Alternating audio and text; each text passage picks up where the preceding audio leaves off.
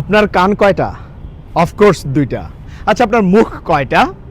Definitely একটা। দুইটা মুখ তো হতে পারে না, তাই না? আচ্ছা, যদি দুইটা কান থাকে আর একটা মুখ থাকে, কার কাজ বেশি হওয়ার কথা? যেটার সংখ্যা বেশি, কাজও তার বেশি হওয়ার কথা, তাই না? করি কি আমরা উল্টা, বলি বেশি শুনি কম। করতে হবে কি তারও উল্টা, বলতে হবে কম, শুনতে হবে বেশি। একটু চিন্তা করে দেখুন তো, ছোটবেলা থেকে আমরা কি পরিমাণ টাকা ইনভেস্ট করেছি, কিভাবে লিখতে হয়, কিভাবে বলতে হয়, এইটার পেছনে শুধু টাকা না, সময়, এফোর্ট, সব কিছু।